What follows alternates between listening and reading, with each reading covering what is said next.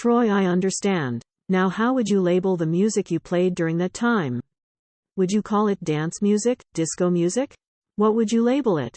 Plummer, well, we called it disco at the time, but it pretty much was dance music. Now you had a lot of the Philadelphia stuff that was coming of age at that time. People were doing the hustle dance. Flowers had a broad range of stuff, but he played a lot more funk and rock than anybody else.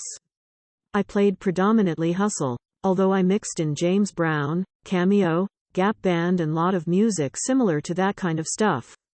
But I mainly stuck to a lot of the Philadelphia stuff in the beginning. Troy, alright, tell me about that James Brown and Babe Ruth mix by Flowers.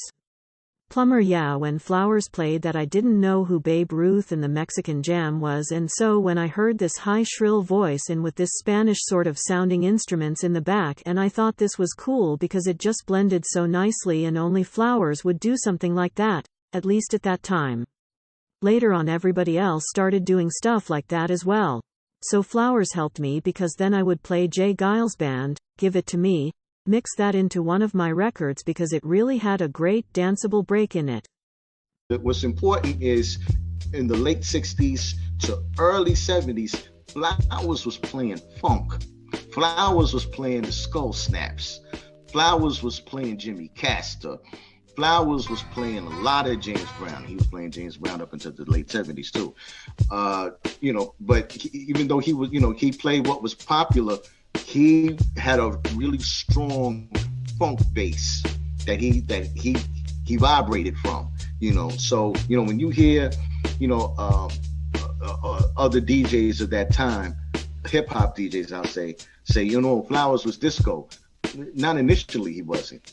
He played hard funk, rare funk. I mean, I was, some of the stuff, I found that he was listening, that he was playing. I was like, no way is this disco. This is rare disco doesn't show up until 1969, but disco shows up in 74.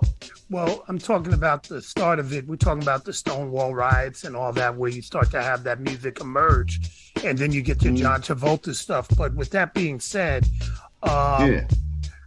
we're still looking at somebody who's playing entire records. He's not doing just break beats, or is he? Right.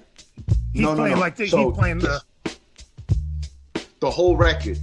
But what he's doing with the whole record, the whole 45, that is, right? He's extending the break.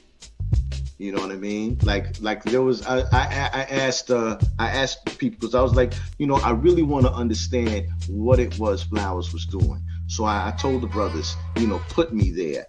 And, Michael DeCrump was really good about this. He said, man, it was 1969, and I saw him extending Bobby Bird's Hot Pants. Now, this was the record that Big Daddy Kane used for Raw. Right. Okay. He said he extended that record for like 5 or 6 minutes, and nobody had ever seen anybody do it. And it was just totally smooth. It was, from 145 to the next, extending that beat, extending it. And there was another brother there from a group called Fantasia. And if you look on old hip hop flyers, you'll see the name Fantasia on there as well. But he saw this and was like, what in the world is he doing? But yeah, he would extend the beats, but at the same time, after a while, he would let the whole record play, and he would blend in another record on top of it. And it was so seamless, you couldn't tell what that second record was until he dropped it in. What we're gonna